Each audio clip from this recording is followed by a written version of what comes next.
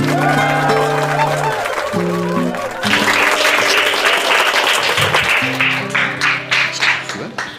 he's finally touching me, finally. 2022, bit of a tough one for me. January, my auntie dies. And then February, my mother dies. Yeah, it was tough. Like that, if you've ever been in something like that, wow. It just made me, not only did I lose two very important people in my life, but I lost sight, lost hope, lost a lot of things, and had to go back. I was living in Manchester at the time, and I had to go back to stay with my father, because obviously he just lost his wife and lost his sister. It was his sister. So I went back, and for 3 years I was breezing. I was surviving. I was working and then occasionally doing some acting work, and I was just getting through day by day.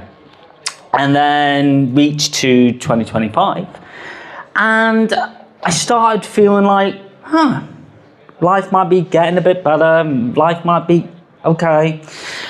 Still felt lost, but an exciting thing happened. So eventually, my best friend, who I'm seeing tonight, later on, he's a guy called Theo. He's incredibly Greek. And he talks like this. He's like, "Hey, David, what's up? How are you? Nice to meet you, huh? Hey, come on, let's do some stuff."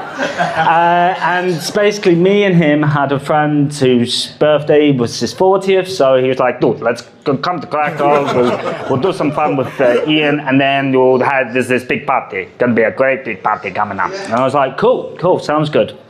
So we have a few days having fun with Ian, and then there's this party, and meet a load of lovely people, and then there's this lovely lady turns up, really lovely lady, and when I saw her, I was like, oh, wow, that is a very, very beautiful person.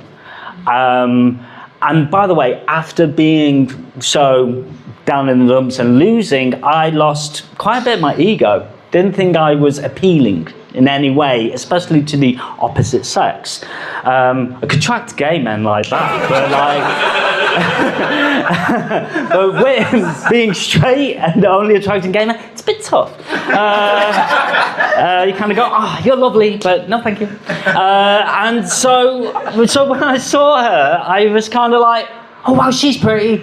But strangely, because I didn't think I had a chance, I kind of was chill. I was thinking, oh, cool, well, I'll be host and like get chill, because she didn't know everyone. So I was like, hey, how's it going?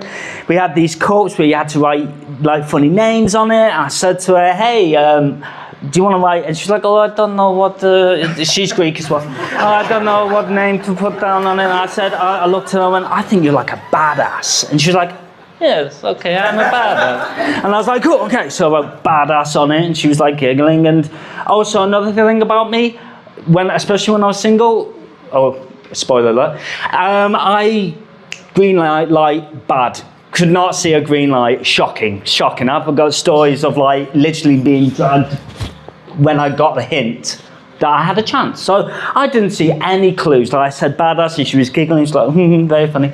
And then as the night went on, we went to this big salsa party thing. I did dance a little bit, way back, hadn't danced in a while. And anyway, she comes up to me very abruptly and she goes, we're going to dance. You and me are going to dance. And I was like, are we? So yeah, we're going to dance. So you better warm up and we're going to dance. And I was like, okay. Cool. So then I'm like, okay. And I remember a few moves, and then we started dancing. And I was like, oh, I can do it. And she was really patient with me. She went, very good. Yes, well done. Just banging into people. And going, oh my God, I'm banging into two people. And she's like, that's normal. People do that in salsa. I'm like, oh, okay. And we danced and we had a great laugh. And then Anyway, the night was dying down and I was there with her and she was a bit sad about something. She felt a bit down about herself and I said, well, you know, grabbed her by both hands. I went, how could you be sad, you wonderful, beautiful Greek goddess? How could anything like that? How could you be sad? As I'm saying this, my friend Theo walks past and says something. Didn't hear it, he just went, what? Then my other friend Ian, who'd been there, was going, I was like, what is going on? She goes off to her other friend, and I'm going, what's going on? And they were saying, Theo was like, dude, I was trying to tell you, you had to kiss her. You should have gone, kiss. And I was like, what? And then he was like, yeah, you should have gone in, you should have gone for it. And I'm very soft, I don't like that. I'm a bit, maybe too gentlemanly, but I know there's passion and excitement, but at the same time, I believe in a thing called consent. And I was like scared of doing that. So anyway, I was devastated. I was like, I have blown this completely. I've missed my chance. So I went outside and sulked, like many British men do. Just went, like, sulked. My best mate Theo popped his head outside. He's like, dude, get in the taxi, we're going home now. I was like, okay, great. And I kind of hovered, got my coat, and I rushed out of there, and I waited for Ian and Theo, and I was just waiting for this taxi, and then these two figures start coming from the darkness, and one of them is this girl, and I was like, oh, okay. And she was very sweet and funny, and she was going, I thought you were like a British gentleman, I thought you would say goodbye. And I was like, oh, yeah, bye. And she was like, I really like your beard. Signals, all these signals, I'm going, oh, thank you. And I went, okay, well, it was really nice meeting you. And I went to give her a kiss on the cheek, and it was a bit close to her lips. Out of which then she didn't move, and my head went, oh my god, am I gonna kiss her. And we kissed. It was a kiss that lasted probably no more than 2 seconds. Yeah, I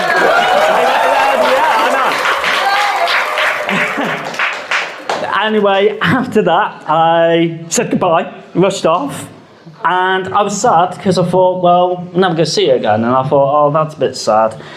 But then, as time went on, I had one more day in Krakow. I was joking with my friend Theo, who invited this girl, because he wasn't giving me a hint of getting a number or anything.